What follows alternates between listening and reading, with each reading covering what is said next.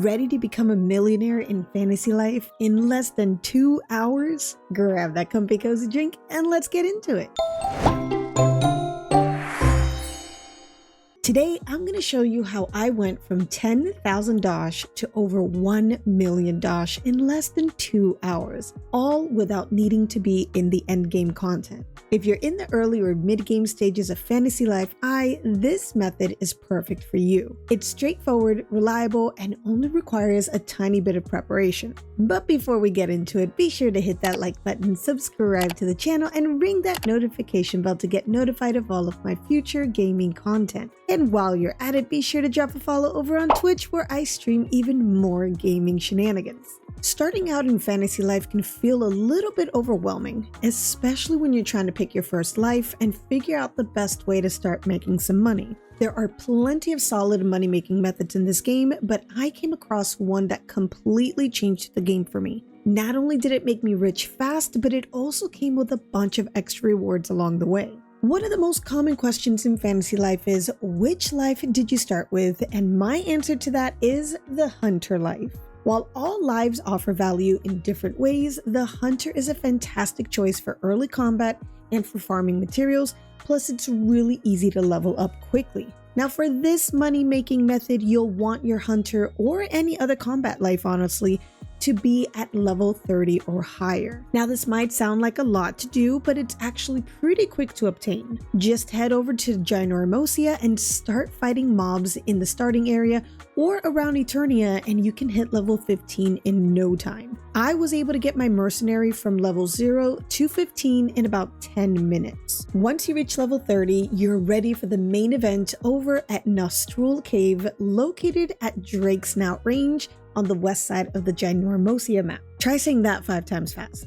But before heading into the cave, make sure you unlock the eye tower in this region so you can see the area a little better and have a fast travel point. You don't have to do it, but trust me, it helps. And now I can tell you that we'll be going through a resetting process, much like I've shown you in the past for other games like Dreamlight Valley and Fae Farm. The good old refresh method. Nostrul Cave is packed with 9 mimic chests, including a Pandora's box. These mimics drop extremely valuable loot like weapons, shields, sacks of gold, silver, copper, and treasures. We're basically gonna run this cave, reset it, and repeat. First, you're going to enter the cave and fight your way from the front all the way to the back, defeating all of the mimics. There's other goodies you can collect along the way, but for this demonstration, we're just going to focus on the mimics. At the end of the cave, teleport back to your home by accessing your weird pad and using the teleport app, and then immediately teleport back into the cave,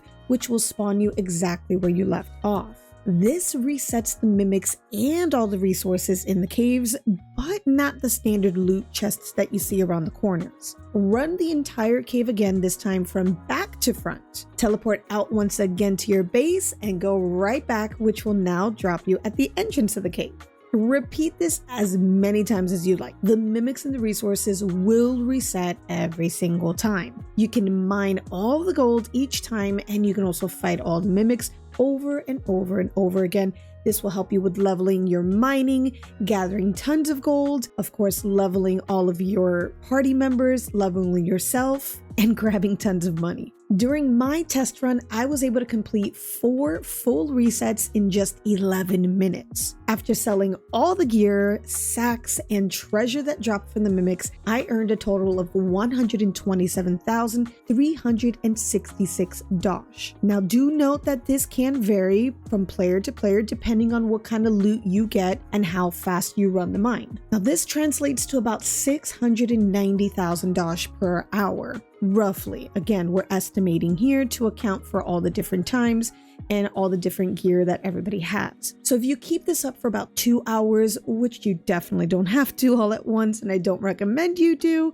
you can pull in over 1 million Dosh. Now for this method to be effective, here's exactly what I used. I have a level 34 hunter with the following skills here unlocked on the hunter skill tree, and these 3 party members. This setup allowed me to clear the cave quickly and efficiently. But if you are a lower level combat life like mercenary, paladin, or magician, or you don't have a full party, it's still doable. But do expect it to take a little longer if you don't have it at least at level 30. Now don't attempt this at level 1 combat skill with no party members. You will be epically destroyed since all the mimics are over level 30. I don't recommend it. Trust me, I tried. Now there's also an added bonus on top of making some pretty epic money here. The mimics in this cave drop strangelings from the random blue chests. There's a total of 10 random drop strangelings that you can collect out of the 49 obtainable strangelings. And for those that don't know what strangelings are,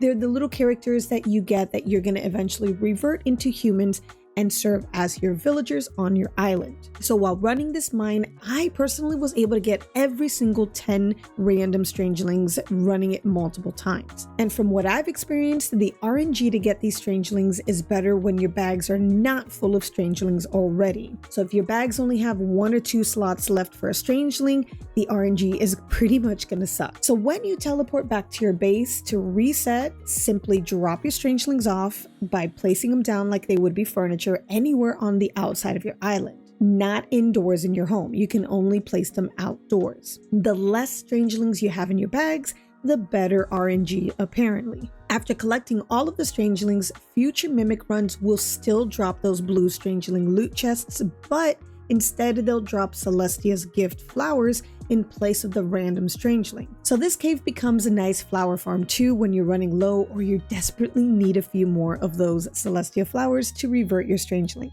You can even attempt to run this with your friends in multiplayer for even more fun. I personally have not run this cave yet with friends, but since you are able to bring your friends along for adventures in Gynormosia, I'm sure you can run these caves even faster for a better turnaround of cash. And that's it, y'all. That's how simple it is to go from 10,000 Dosh to 1 million Dosh in less than 2 hours. Now that you have access to tons of money, you can then use it to buy tons of materials for lives that you haven't unlocked yet without stressing if you should or shouldn't unlock certain lives, as well as tons of other goodies that you can get in shops. Let me know which strangelings you unlocked first using this reset method and how much money did you rake in. Feel free to also drop in the comments your other money-making methods. I would love to know. What have you found to be the easiest and most efficient way without being all the way in endgame? And if you found this guide helpful, feel free to drop a like and be sure to subscribe to the channel for even more fantasy life tips and tricks, and of course more gaming content. I've also linked to my previous live stream where we discovered this method. It's a fun one if you want to see all of the massive villager hunting chaos all in action. All right, y'all, until the next time, happy gaming. Bye.